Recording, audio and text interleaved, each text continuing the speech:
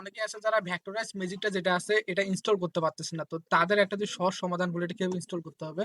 তো আমার এই গ্রুপের মধ্যে যারা কোশ্চেন করতেছেন তারা এই গ্রুপে সলভ হাফ 100 এখানে একবার ক্লিক করবেন। হ্যাঁ, ক্লিক করার পর এখানে ফাইল নামে যে অপশনটা আছে এই ফাইল অপশনে যাবেন। যা এই যে এখানে ভেক্টরাইজ ম্যাজিকটা দেওয়া আছে, জাস্ট এটা 12 এমবি আছে, এটা জাস্ট একবার ডাউনলোড করে নেবেন। তো তখন ডাউনলোড হোক, আমি আমার ভেক্টরাইজ ম্যাজিকটা একবার দেখাই দিই আপনাদের।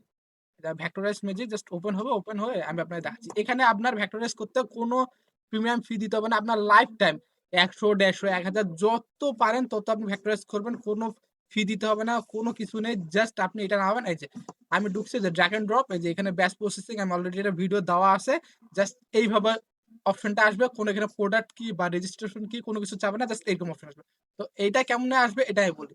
যখন আপনারা এখন লগ ইন করেন, তখন যখন লগ ইন করেন তখন আপনাদের এখানে দেখে কি প্রোডাক্ট কি চাই বা রেজিস্ট্রেশন কি চাই, এটা চাবে না। আমি দেখাই দিচ্ছি কিভাবে চাবে না।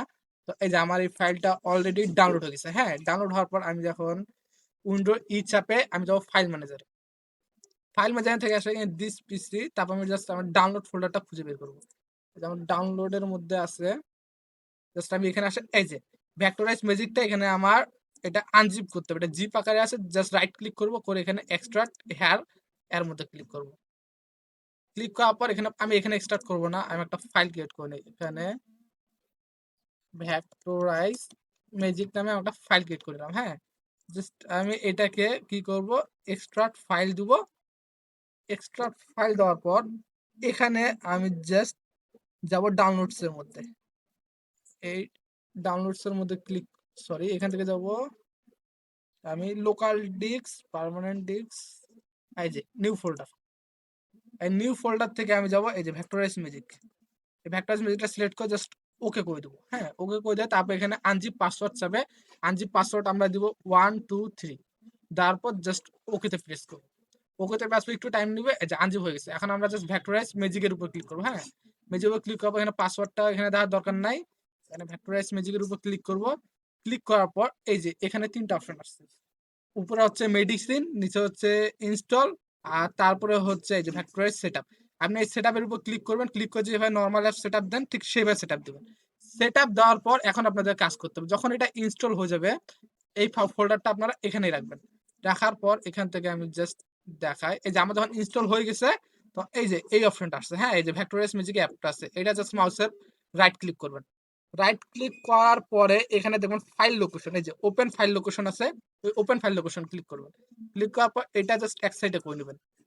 করে নেওয়ার পর এই ফাইল লোকেশনটা এইভাবে কিন্তু থাকবে। হ্যাঁ, আপনি জাস্ট এই মেডিসিনের উপর ক্লিক করবেন।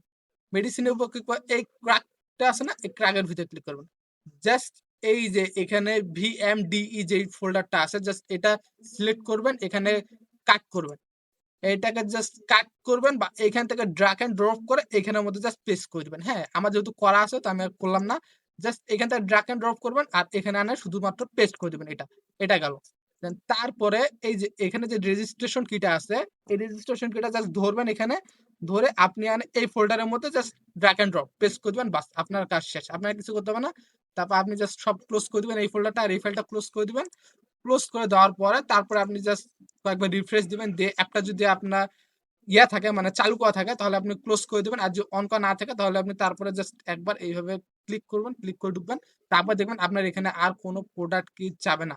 আই থিঙ্ক এইভাবে করলে আপনাদের আর প্রোডাক্ট কি চাবে না এবং লাইফ টাইম আপনারা ফ্রিতে ইউজ করতে পারবেন। তো ভিডিওটা এই পর্যন্তই রাখলাম। আর পরবর্তী যে আপনার সমস্যা দেয়, যদি রেজিস্ট্রেশন না হয় বা প্রোডাক্ট কি যদি আবার চায়, তো আমাকে জানাবেন, আমি সেটা অল্টারনেটিভ আর কোনো ওয়ে থাকলে আমি সেটা আপনাদের জানিয়ে দেবো। বাট এভাবে করলে 190% শিওর যে আপনার প্রোডাক্ট কি চাবে না। যেহেতু আমি এইভাবে করি, আপনার ট্রাই করে দেখেন, ইনশাআল্লাহ প্রোডাক্ট কি চাবে না। তারপর যদি চাই আপনার গ্রুপের মধ্যে জানাবেন।